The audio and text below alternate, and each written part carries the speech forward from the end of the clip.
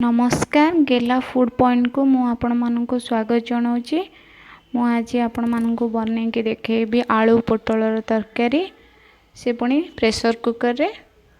चलतु एबे स्टार्ट करवा आमर आलू आ पोटल तरकारी। मुझे 300 ग्राम पोटल आ 2टी आलू चोपा छड़े मुझे आलू आ पोटल को काटी देछि। चलतु आपको एबे भाजीबा। तरकारी मु आज प्रेशर कुकर रे बनैबी से मु गोटे प्रेशर कुकर नहीं आ से मु किछि तेल दउछि।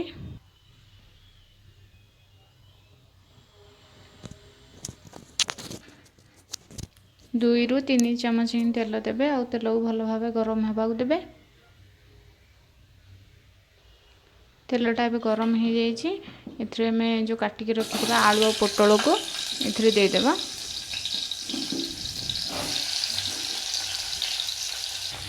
ये सबू आलू पोटल को दे देछि। आपको ए भल भाव फ्राए करवा।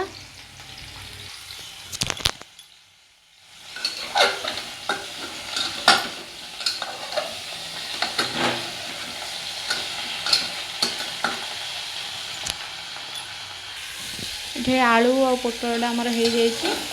आपको आम बाहर करदेवा। देखो एथिरे किछि तेल बोली जाइए। मुझे अल्प तेल दे दूची। गोटे चम्मच जीरा दे दूची। मुझे गोटे बड़ पियाज आ गोटे बड़ टमाटो आ गोटे बड़ चम्मच अदा रसुण पेस्ट प्रथम ए काटिक रखि पियाज को दे दूची। पियाजटा भलरे सॉफ्ट होला पर्यंत तो गोटे 2 मिनट पर्यंत एमती ही भाजबे। मीडियम फ्लेम रे गैस को रखी।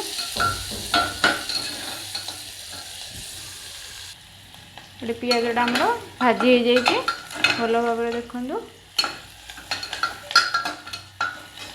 ए मु गोटे चामच बड़ चामच दूसरी अदा रसुण पेस्ट।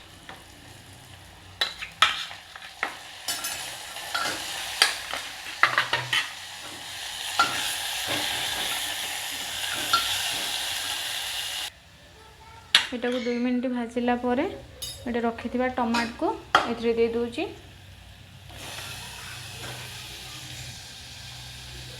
याको भी पूरा टमाटो सॉफ्ट होगा पर्यंत गोटे 2 मिनट पर्यंत आपको भी भाजबे। मुझे कवर करके गोटे मिनट छाड़ दूची। गोटे मिनट पर टमाटो आमर सॉफ्ट हो जाइए। गोटे मिनट हो जाइए। गोटे मिनट पर कवर कर आम कि सुखला मसला ऐड करवा। मुझे गोटे चामच हलदी गुंड, गोटे चामच काश्मीर रेड चिली पाउडर, गोटे चामच धनिया गुंड, हाफ चामच जीरा गुंड और ये मु गोटे बड़ चामच दूसरी गरम मसला गुंड। ताकू भल भाव मिसई देवा।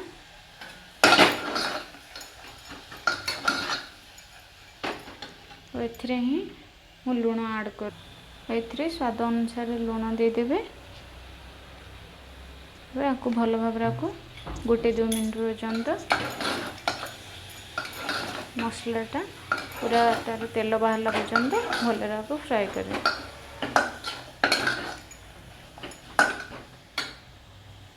मुझे आउ गोटे मिनट कवर कर दूसरी। गोटे मिनट पर आमर मसला तेल अलग हो जाइए। तापर आपन को देखा यहाँ आमर मसलाटा हो जाइए। गोटे मिनट पर देखु ए मु भाजिक रखि पोटल और आलू को दे दूची।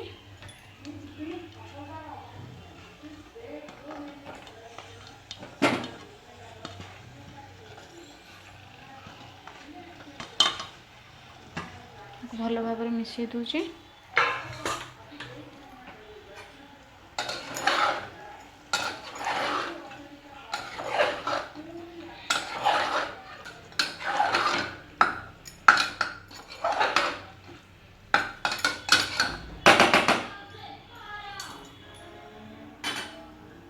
कभर करके 1 ରୁ 2 मिनट पर्यंत एमती ही छाड़देवी। 1-2 मिनट पर कभर खोलुचे मझे मझे मुझे कभर खोल घाटुली तो लगी न जाव। देखो आमर ये आपको मुझे पानी दे दूची आपण पानी देखिदेवे कम बेसी भी करें जदि झोल रखा चाहते अधे आधा कप पानी देची।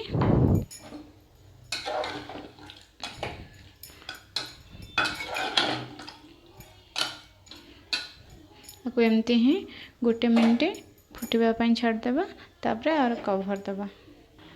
ये तरकारीटा फुटी जाए देखिए आपको आम 4 ରୁ 5टा सीटी देवा।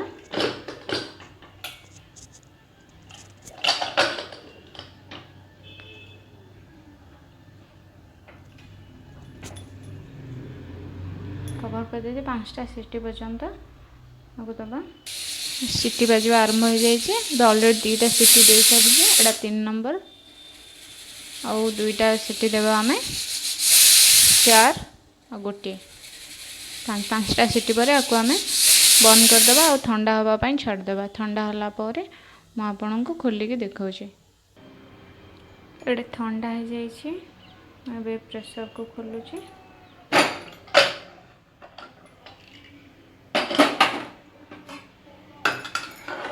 देखो तरकारीटा हो जाए आपको आम आउ टे एमती ही खोला छाड़देवा जेहेतु कि आमर आउर भी कलर भल देखा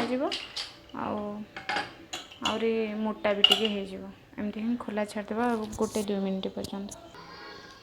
देखो आमर प्रस्तुत हो जाए गरमा गरम आलू पोटल तरकारी। आपण आपको भात और रुटी सहित भी खाई पारे। जदि मो वीडियोटा भल लगे लाइक शेयर और सब्सक्राइब करने भूलें। रोचे नमस्कार।